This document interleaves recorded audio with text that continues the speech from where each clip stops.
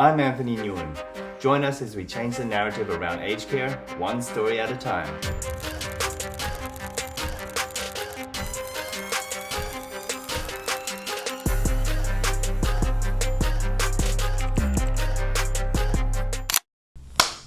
Welcome back to the Pioneers in Aged Care podcast. Here we have Russell Bricknell, the CEO of Juniper Aged Care. Welcome, Russell. Thank you. Look, thank you so much for being on the podcast. Keen to learn all about Juniper Aged Care for those who have no idea as to who the organisation is, where they're based, services they provide.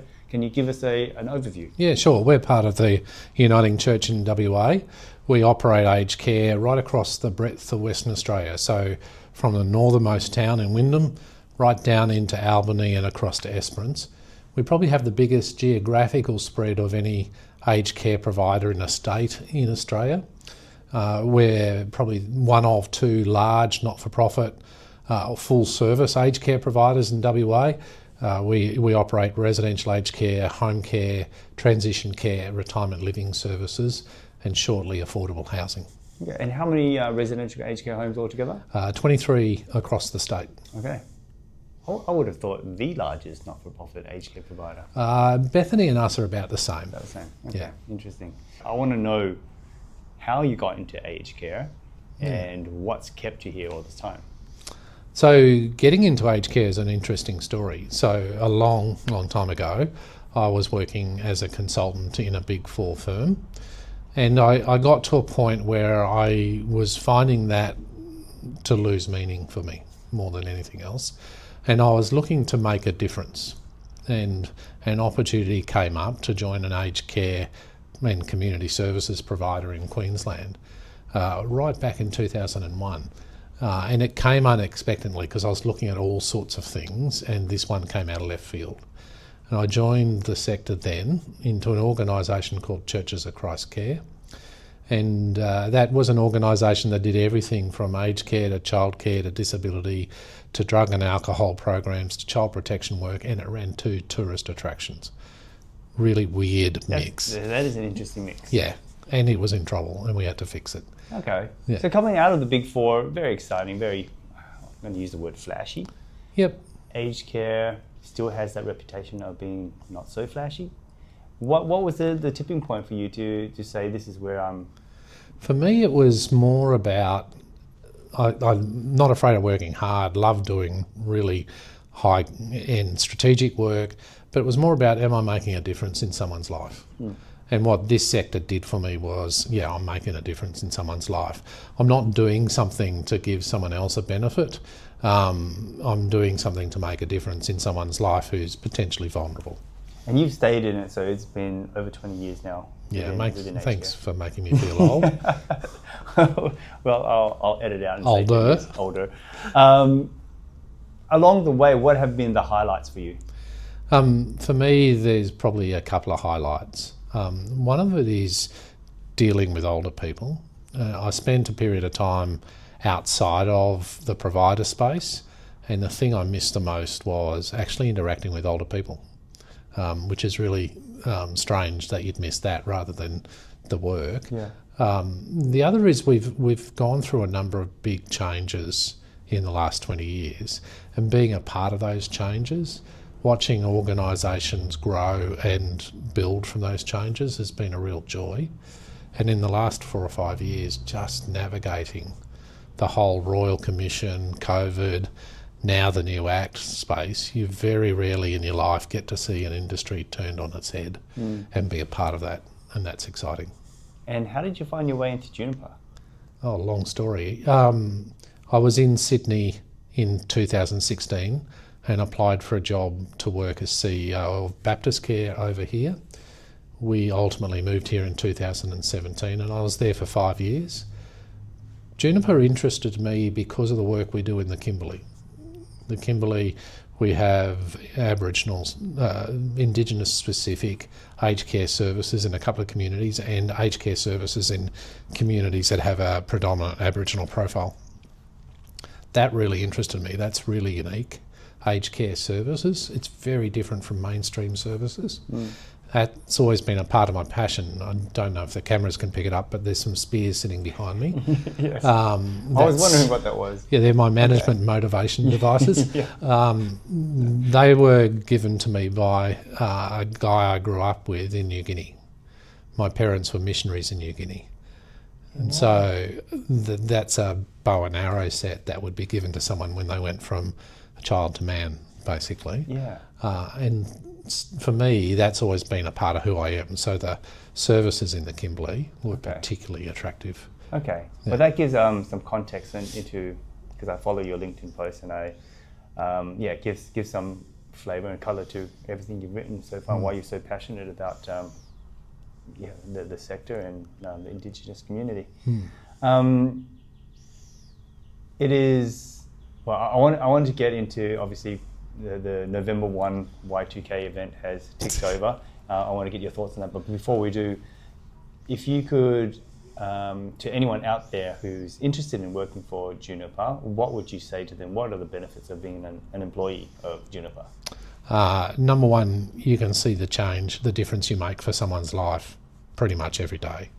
Whether you're working frontline and caring for a person, or whether you're in here. And one of our big challenges in our corporate office is to ensure people understand how they contribute to the care of that person. So you can get to see that happen. We're an incredibly welcoming organisation, and we operate by a value set that just engages with people. So we've had a number of people here jump off to other opportunities and in a very quick period of time say, actually the culture doesn't align with me, can I come back? And we see that happen all the time. Yeah. Okay, so the new Aged Care Act, why is it important and how is it affecting Juniper? So I think it's important because it moves the focus of aged care away from traditional funding lines that come out of government to focusing on the individual. And we've needed that in aged care for 20 years. Aged care has always been about, I'll give you money and people will come to you, rather than, here's an older person we've got to care for, and how do we meet their needs and how do we build on their strengths. The new Aged Care Act gives us the context to do that, and it also provides the attention for government to keep that focus forefront, and we've needed that too because we've seen what various governments have done at different times around things like aged care funding. And what was the lead up like for, well, I guess you could speak for Juniper, because I was reading that a lot of the rules weren't released yet until last minute. It's been manic. Yeah. The last 6 months particularly have been really intense for us. We've got teams right across the organisation that have been working on getting ready, and the rules coming out late in the piece weren't helpful. Are they all out now? Are we standing on certain ground? They're all out now. They will change over time because I think for the department, to be fair to them, they're also going through the same manic process that we were. People have been really working hard, and we're seeing that. We've got people sick at the moment that wouldn't normally get sick. That's the output of it, I think. But yeah, it's been manic in the lead up. The world didn't come to an end though. No, yeah, we're still here. We're still working away. What's exciting you looking forward over the next 12 months for the industry in general and for Juniper? I think the industry in general, if we find our voice well, gets to advocate for the people that need the care the most. And the most recent round of that we saw was the advocacy around home care packages. And it really was an effort across industry that triggered the Senate inquiry that then triggered changes in policy for government. And if we've got the individual at the centre of our needs, we'll make a difference, and quite quickly, I think, in the new environment. For Juniper, our challenge now is to look at the way we deliver care to people and make sure that it doesn't get driven by the regulatory regime, that it's actually driven by the needs of those people. And that's going to be a real culture shift for us, because regulation and accreditation has been the lifeblood of a lot of people's daily life. And what we've got to do is lift people from that into an environment that's about the best care we can give people. Yeah. What about long-term goals? Is it about growth, building, acquisition, or is it just bunkering down, make sure we get everything right first? Yeah, we're quite optimistic. We think we will grow quite significantly in the next 4 to 5 years. And that'll be a combination of things. We think there's opportunities in home care to grow, there's opportunities to build new aged care facilities, and then there's opportunities to support facilities that will struggle in the next few years as well. Okay. Looking back at your career, or specifically within aged care, and I don't think I prepared you for this. I really got to put it into my documentation to prepare you for this question, but I sort of enjoy the raw reaction and if anything pops up in your head. What's something in your career where you sort of failed, made a mistake, a misstep? What have you learned from that failure, and how has it shaped your career? Does anything pop up where you go, I really messed that up, but if not for that experience, I wouldn't be the leader I am today? Yeah, I worked for a period of time in a company that was both aged care and disability care in its service delivery spread. And I hadn't done a lot in disability at the time, and it was pre-NDIS stage, so it was quite a different world to what it is now. And we had to make a whole lot of changes to bring the company sort of from marginal to profitable. And I think what we did was we made a whole lot of structural changes really quickly, but we didn't have the supports behind the scenes to make sure that those bedded down well. And so whilst in some parts of the company it worked out okay, in other parts the company really struggled for a long period of time. And that was probably something where if I stood back and reflected, it was about how we prepared for the change and how we put supports in around key people in the change, rather than just doing the numbers and going, that's the best way forward. Yeah. And another thing, another question I did prepare you for, what is the question you'd like to ask the audience, or if you were standing in a room full of executives, what would you pose to them? I suppose for me it's how do you see yourself making a difference? What is the thing you're going to tweak to make a difference for the people we care for? Yeah. What do we tweak to make our staff focused on the individual and not on the task they have to do in hand? What are your levers? For me, it's actually taking time to get to know the person. It's actually sitting and listening more than anything else. Yeah. And it's about organising my day so I still get my tasks done, but also prioritising the ability to engage with people. So to give you an example, in the last fortnight, I went and had a chat with a lady whose husband had recently passed away in one of our services, because she'd written to me about training, and so I went, let's go and get curious with that. I've been in services in the last fortnight talking to people in services. You've got to make the time to keep connected right across the organisation and connected with the people you're caring for more than anything else. This is a resident? Yeah. And she wrote to you about training? Yeah. So she had insight on how great ideas. People could, her carers could do better. Yeah. And you went out there and you talked to her directly? How else are you going to learn? Yeah. The other cool thing I did, we've got and this is one of the pleasures of CEO roles, we've got a resident in one of our retirement villages that has made these Easter scenes for every one of our aged care services, for the chaplains in them. So I got to go out and speak with him in the workshop. He showed me what he did, he explained everything and what his next project is. That was so cool. And that's got to be online somewhere. There's got to be photos. I think there will be photos. Yeah. We've just distributed the scenes and everything, but it's really cool. That is really cool. You've been to all, would you say you've been to all 23 sites? That's a lot of sites. I try to get to every site every year. Okay, so you've been to them already at least once? Yeah, at least once a year. Yeah, wow. Yeah, that's a lot of trouble. Yeah. Russell, I want to learn about you, the person behind the title. Outside of your work, how are you filling your own cup? How are you, because there's a lot of weight on your shoulders, you're looking after everyone, the buck does stop with you. How do you look after yourself so you can give the best of yourself to everyone else? So my kids are all grown up, they live over east. So we don't have a lot of children to look after anymore, thank goodness. Didn't say that loud, sorry kids. So I do a few things. I love camping. So I'll go camping 2 or 3 times a year with mates in the bush. Western Australia is great for that.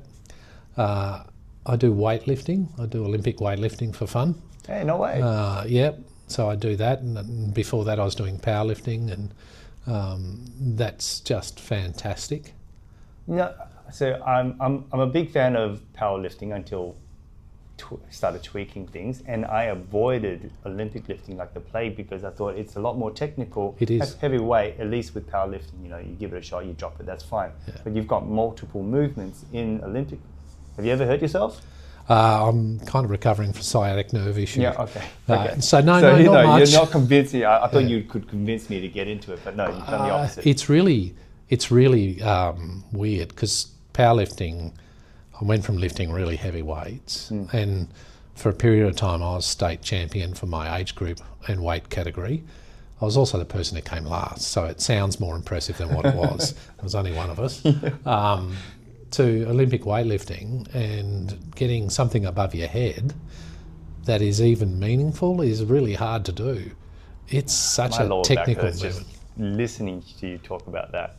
I've recovered from lower back issues, but I'm not going to put heavy weight above my head and do those. I don't put heavy weight above my head. No, oh, right, okay. I think the heaviest I've lifted is 70. What? And now I'm curious. What were the numbers for your big three PBs? So let's start squat 170. Jeez. Bench was a bit near. I was 95. Yeah. And dead's 210. Although I almost got 215 off the ground. Wow. Yeah. When was the last time you did that? It'd be 4 years ago. Okay. So you're still sort of doing it even with your sciatica? Yeah, I've been back doing squats and deadlifts to get physically able. Yeah. And you do squats and deadlifts as part of Olympic weightlifting training. They're just slightly different movements. And are you still doing it for fitness or you're competing? No, for fitness. Fitness, okay. I've done one rookie comp. Yeah. Oh, you got to do it. You got to have something. Got to have something to work to. Yeah. That's pretty cool. Russell, was there anything in this podcast that you weren't able to touch on you'd like to cover? Probably more for us. We're excited about the change, but we're really serious about our role as an advocate for older people. Aged care providers have this unique opportunity to speak into the world about what's happening for older people. And for us, there's a couple of things that really concern us. One is when people have an inability to access the system, and we've seen that with home care packages. The other is people ignore older people in society. And we've been doing research last year and this year that's looked at what we've called the happiness index for older people. We're about to release the second batch of it. And what it's saying is society now is more so ignoring people that are, as they get 60 and older, they can go to the supermarket and they'll get ignored in the queues. They'll go to the doctor will talk to their kids, not to them. And what we're concerned about is older people, by and large, then start to be devalued. And we think that's wrong. It's a poor marker of society. So what we're trying to do is lift the voice of older people as part of what we do. That's one of the reasons why people want to come and work for us. Would that be less...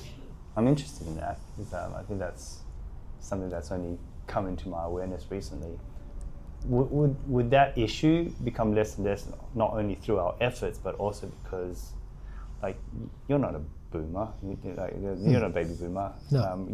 What generation would you be? I'm an X. An X, yeah. Yeah, I'm the last of the tough ones. Yeah. So every generation says that. But would you say that would be less of an issue because when you get into that age bracket where you're supposed to be ignored, but you'd also be quite, you'd be relevant because you'd know how to use all the technology, because I think there's a knowledge gap between the generations. And I think so. I think it is, and I think the thing that I've been musing about lately is AI is probably going to be that for me, because AI is just coming in now. Okay. As it starts to develop further and further, there's a chance I'll start to fall behind if I don't keep on top of it. But I think it's actually a Western culture thing. When we talked to, and I was at an orientation this morning, for new staff. And when we talk to new staff that have come to us out of other cultures, they just can't understand why we would devalue older people. There's something about our society that says if you're not in the workforce and you're not in your 30s, 40s, 50s, we don't want to hear you. Okay. Well, I was feeling quite hopeful until you said AI, and that made me realize, yes, there's always going to be something that makes us feel less relevant, or the younger generation will perceive us as less relevant. And for me, it's the terminology that the younger ones are using these days. 6, 7. Oh my God, yeah. I still don't get it. I had it explained to me. I still don't get it. Yeah. 6, 7 is a basketball reference. And that's why they're going to ignore us. Yeah, that's right. Russell, thank you so much for being on the podcast. Thanks very Appreciate having much. you on. Cheers. See ya.